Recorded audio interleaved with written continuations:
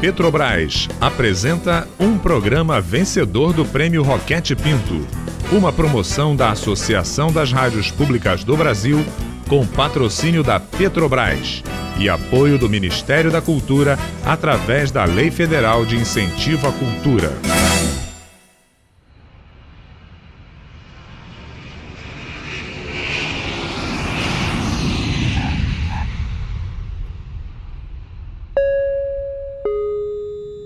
Atenção, senhores passageiros, sejam bem-vindos ao aeroporto Jorge Amado Ilhéus. Apertem seus cintos e preparem-se para uma viagem além dos livros didáticos, com uma história que dá voz ao seu povo, responsável por significativas construções sociais. Obrigada a todos, excelente passeio.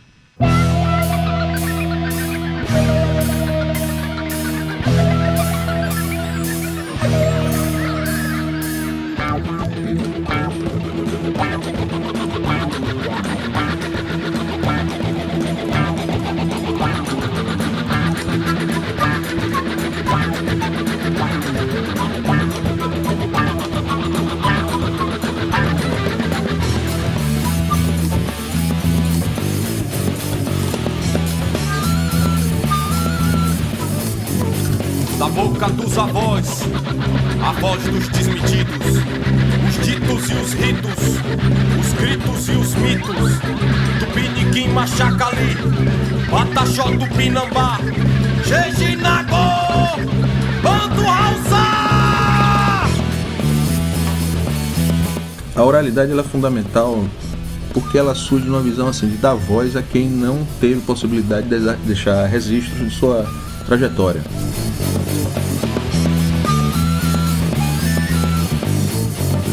As pedras nas trilhas, brilha o ouro do mascate. As balas e as valas e as tralhas. Aziz Maron, Agimedauá, Lucas Giraldino, Chico Romero, Mendes Sá. Vozes. Está começando Vozes dos Ilhéus.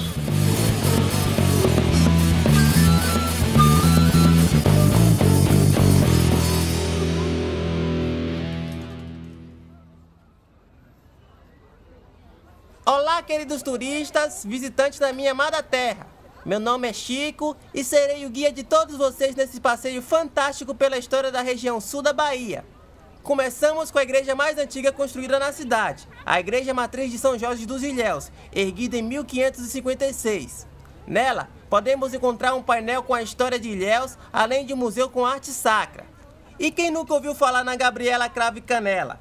Logo ali na frente, encontramos a Casa de Cultura Jorge Amado. Construída pelo pai do escritor, foi aqui que Jorge Amado passou a maior parte da sua vida, escrevendo seus romances, trazendo para nós a época dos coronéis, a grande saga do cacau e a sensualidade da Gabriela. Então, gente, sejam bem-vindos e vamos em frente conhecer um pouco mais da história de Ilhéus e de todo o sul da Bahia. Meu nome é Antônio Márcio, moro em Ilhéus. Meu nome é Luiz Carlos, eu sou de Itabuna. Meu nome é João Silva e eu sou de Itacaré. Por que você gosta de morar em Una? Porque é uma cidade que eu fui criar, eu nasci, né? E fiquei aqui, gostei daqui, meu pai tem roça aí.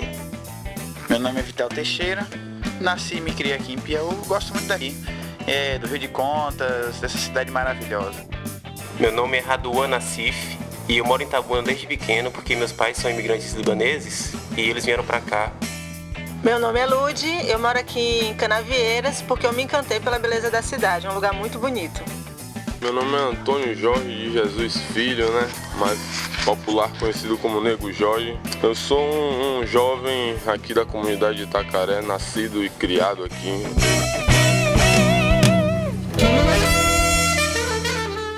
A Costa do Cacau é uma divisão que foi feita pelo Prodetur no sentido de caracterizar o turismo. Então são áreas turísticas, então como o caso da Costa da Baleia, a Costa do Dendê, a Costa do Descobrimento. Então a Costa do Cacau especificamente, que é uma zona turística do litoral sul da Bahia, ela é caracterizada pela lavoura, né, do cacau, e pela presença da Mata Atlântica. E nessa Costa do Cacau, as principais áreas de turismo que estão inseridas são a Costa de Ilhéus, né? Itacaré, Una, Canavieiras, Uruçuca, através de Serra Grande e Santa Luzia. E a Costa do Cacau, ela foi já palco de 3 grandes círculos da história do Brasil, que foi o do pau-brasil, da cana-de-açúcar e do cacau. Quero ver quem vai chegar primeiro no Rio!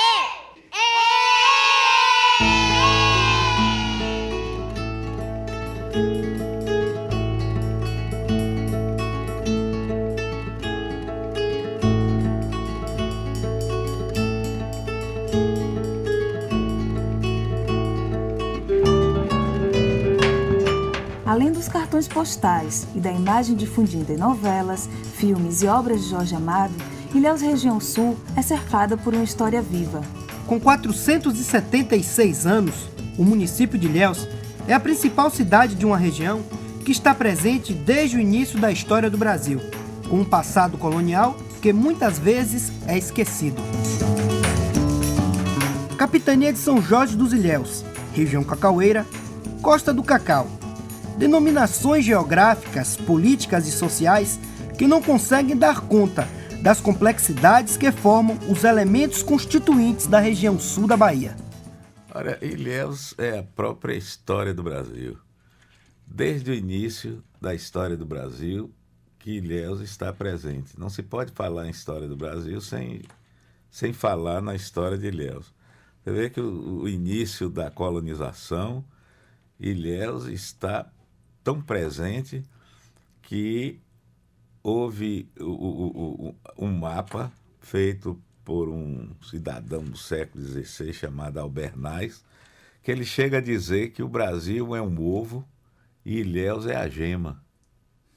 Isso mostra a presença de Ilhéus no início da colonização. O cronista quientista Gabriel Soares de Souza, ele chegou a dizer que foi em Ilhéus que teve início a cultura da cana-de-açúcar. O próprio governador Tomé de Souza, numa carta escrita ao rei de Portugal, ele diz que a melhor coisa que se possuía nessa terra era Ilhéus. A melhor parte do Brasil era Ilhéus. Então, por aí você veja a importância de Ilhéus nessa história, né? O conceito de história regional está sendo bastante discutido, né, recentemente na história, né? Porque muitos dizem que não há possibilidade de haver uma história regional sem uma interlocução direta com o que está acontecendo no terreno mais amplo. O conceito hoje que é utilizado, inclusive, nas disciplinas da nossa grade curricular é história e região. Então você faz a importância disso é você ter um recorte de determinada região, delimitada economicamente, culturalmente, em sua trajetória relacionada ao que está acontecendo no campo nacional e mesmo internacional. Então você faz um recorte, um recorte menor dentro daquela realidade mais ampla, até para entender as diferenças, né, que existem entre esses recortes que formam, por exemplo, se você for falar de Nordeste, você estaria fazendo um recorte na chamada região cacaueira. E aí você vai entender que existem vários Nordestes, e que existem várias Bahias, e que existem vários Brasis. Isso é possível justamente pela análise no terreno mais micro das realidades. E para que não haja uma visão homogênea, né, no sentido de que você pensar o Brasil de uma forma singular, entender a pluralidade das realidades culturais e sociais que temos, né, na nossa sociedade.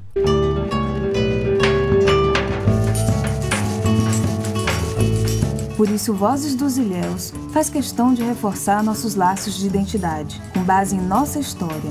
Serão 12 episódios que tratarão da região sul-baiana, sob diversos olhares e momentos marcantes.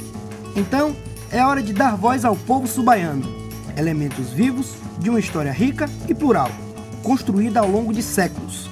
E a oralidade será fundamental em nosso programa.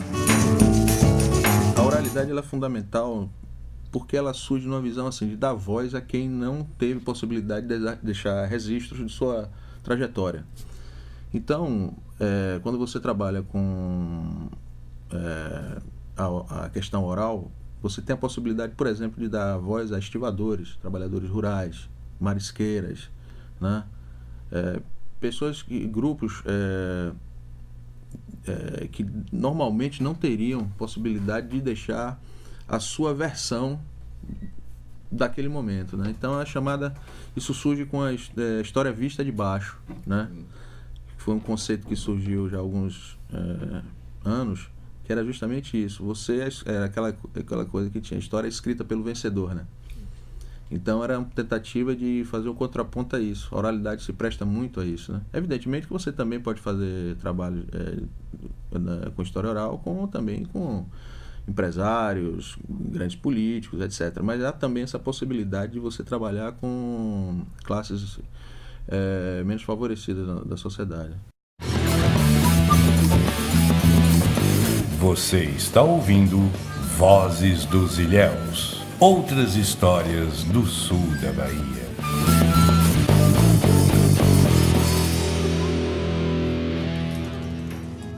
A geografia local foi determinante na construção da história regional. Bom, nós sabemos que toda essa região aqui era a Mata Atlântica fechada, e inclusive nessa região nós temos uma das maiores biodiversidades do planeta, ou seja, maior variedade de espécies vegetais, animais estão aqui. O cacau em si, enquanto lavoura da cabruca, ele preservou bastante a Mata Atlântica. Mas com a última crise que nós tivemos, a lavoura cacaueira, a mata foi bastante devastada e hoje nós temos problemas sérios, inclusive de precipitação de chuvas, por causa da falta dessa mata que propicia a umidade da atmosfera. E, na realidade, na Costa do Cacau, a começar da linha do litoral, é formado de planície, é chamada planície litorânea.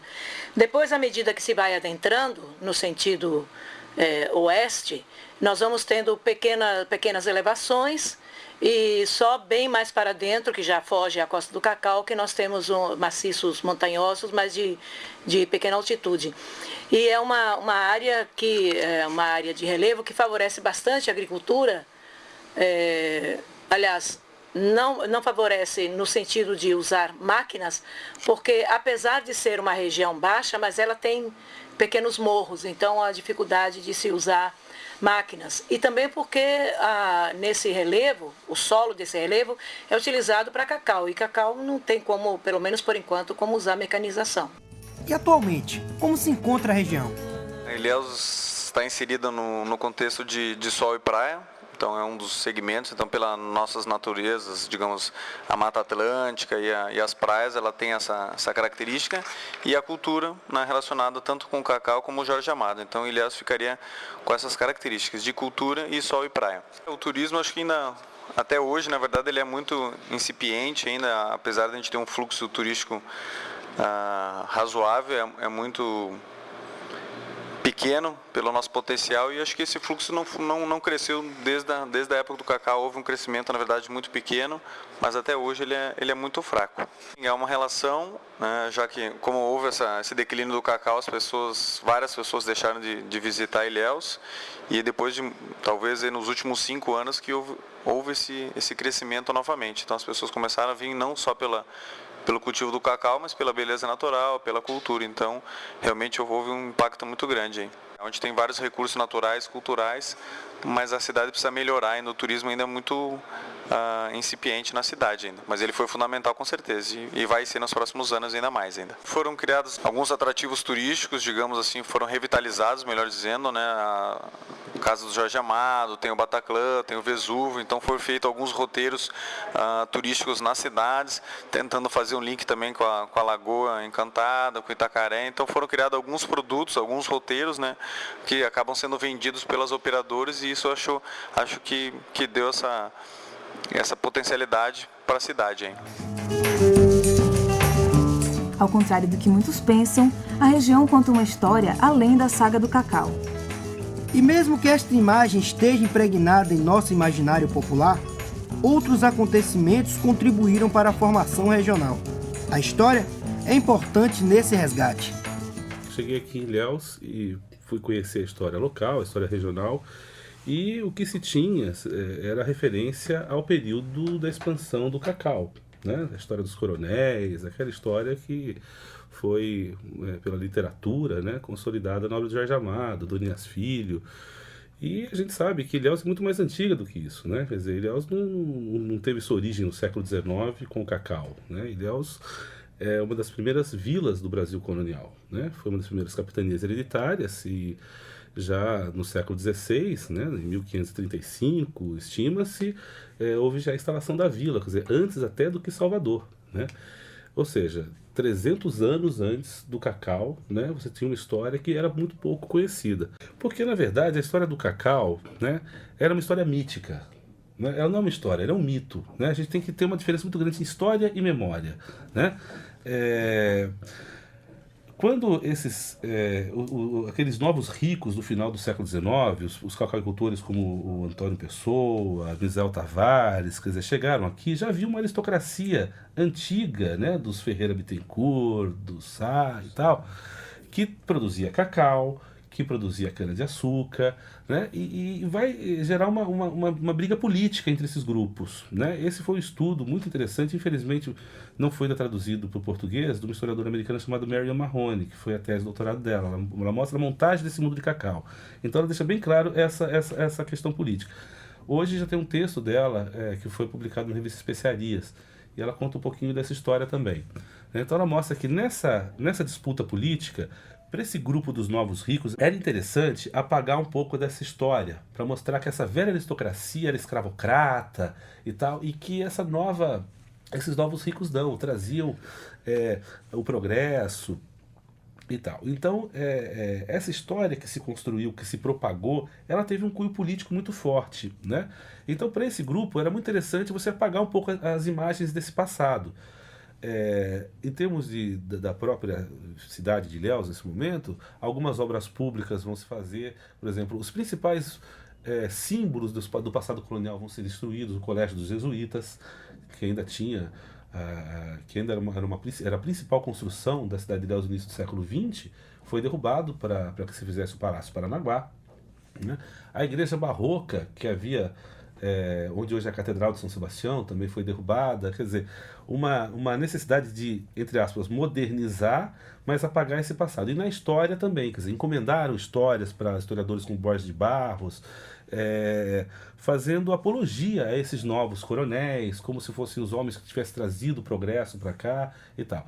E é importante também que esse passado, apagando esse passado colonial, você tira da história, ou coloca apenas como obstáculos, parte significativa da nossa população, que são os índios, né? Quer dizer, como a gente viu, trabalharam, quer dizer, foram parte da montagem do aparato econômico dessa capitania, e mesmo os escravos. E o que seria a história sem as fontes? Quais fontes históricas são importantes para se contar a história regional? Os cronistas do século XV, cartas de jesuítas. Os jesuítas sempre estiveram presentes em Ilhéus, cartas do próprio governo, troca de carta, Tomé de Souza, Mendes Sá, também fala sobre Ilhéus, são os principais do século XVI. E os outros também do século XVII, todos os cronistas que falaram sobre o Brasil, geralmente eles passaram por aqui. Século XVII, XVIII, XIX,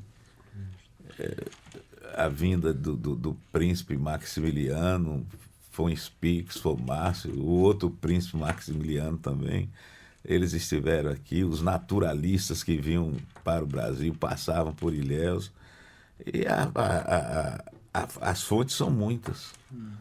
Agora, as pesquisas, as interpretações dessas fontes é que ainda precisam ser bem trabalhadas.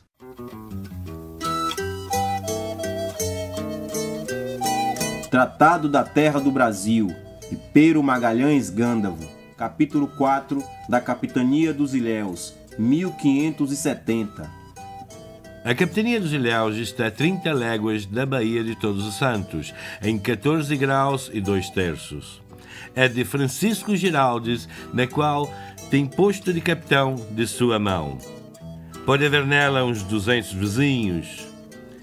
Tem um rio onde os navios entram, ao qual está junto da povoação, e divide-se em muitas partes pela terra dentro. Serve-se deles os moradores para suas fazendas em almadias. Há nesta capitania 8 engenhos de açúcar.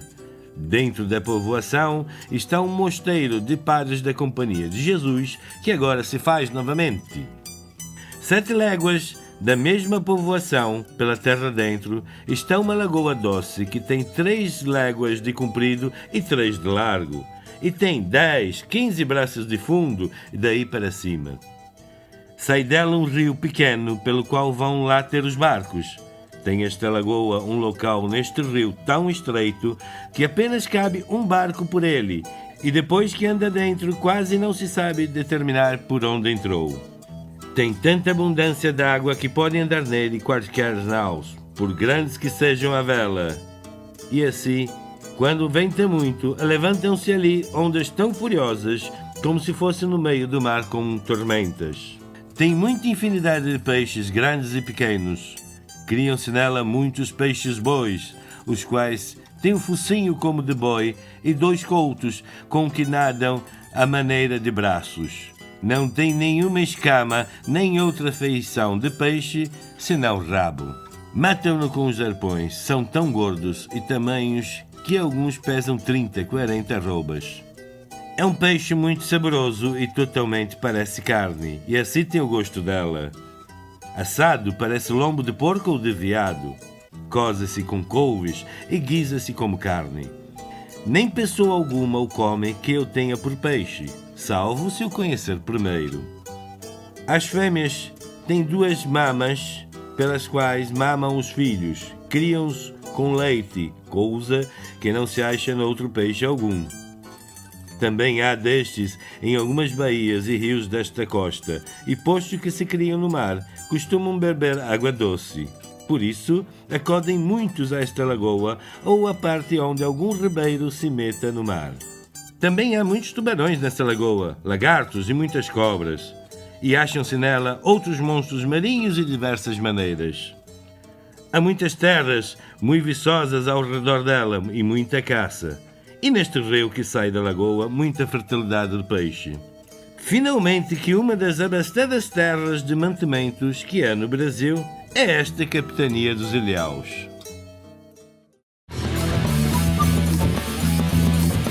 Você está ouvindo Vozes dos Ilhéus, outras histórias do sul da Bahia.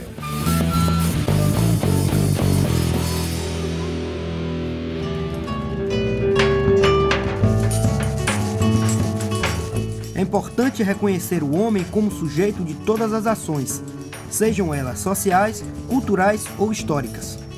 É sempre bom reconhecer nossas origens, saber quem somos, nossa identidade. Não esquecendo que as diferenças formam plural, a grande beleza do nosso país, nossa região, nosso povo. Indo mais além, a fim de reconhecer nosso passado, vamos ao início da nossa história.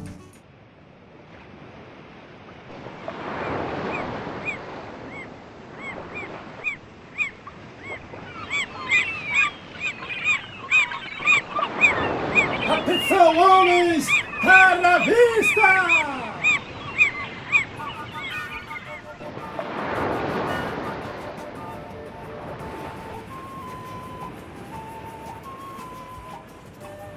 Todos sabem que em 1500 as caravelas portuguesas desembarcaram no litoral americano e aquela terra futuramente receberia o nome de Brasil.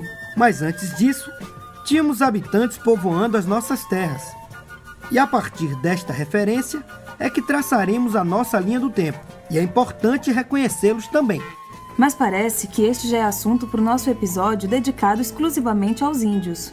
Então até a próxima, ouvintes, e obrigado pela audiência. Lembrando que Vozes dos Ilhéus conta com o apoio da Petrobras, Ministério da Cultura e Arpub. Até mais! Mancha ao invés de espuma, fera ao invés de remanso, queda ao invés de mergulho, dúvida ao invés de certeza.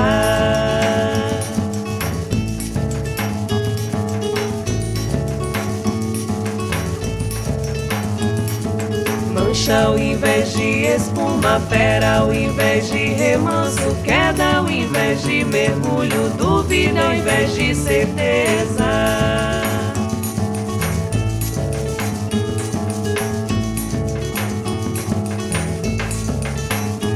Lua muda ao invés de ave branca, nessa tarde de brilho longínquo, maduro janeiros em tuas águas, ainda que me ocultes em tua fábula, ainda a flor de água pé, a própria.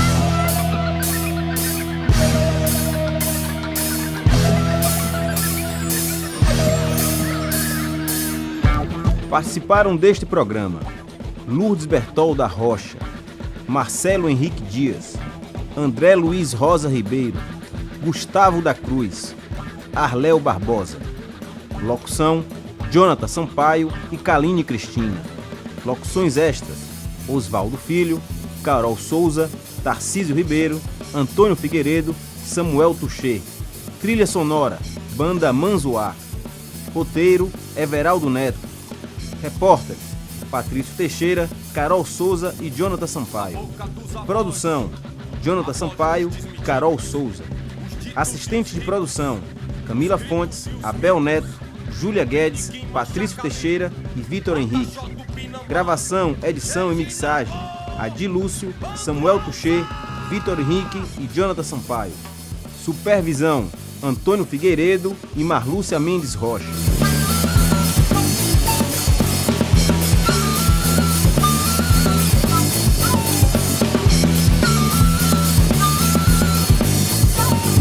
As pedras nas trilhas, brilha o ouro do mascate. As balas e as valas, as falas e as tralhas.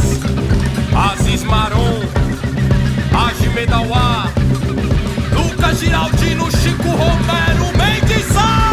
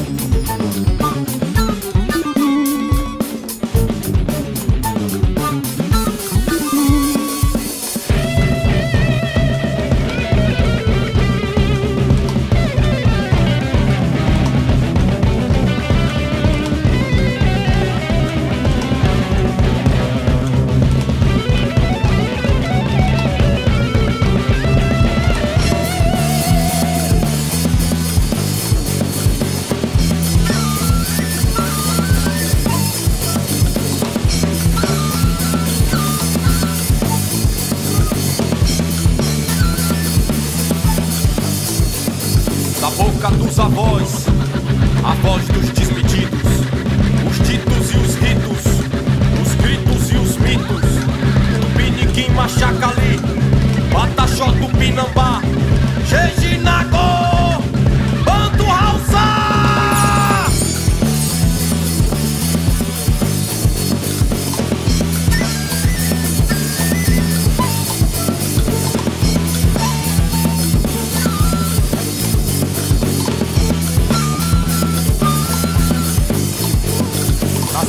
Nas trilhas, brilha o ouro do mascate. As balas e as valas, as falas e as tralhas.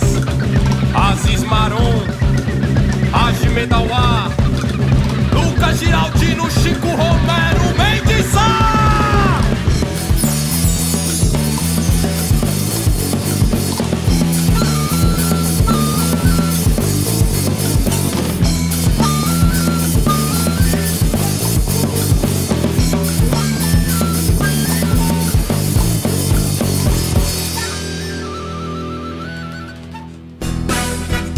Este programa foi um dos vencedores do Prêmio Roquete Pinto, uma promoção da Associação das Rádios Públicas do Brasil, com patrocínio da Petrobras, com apoio do Ministério da Cultura, através da Lei Federal de Incentivo à Cultura.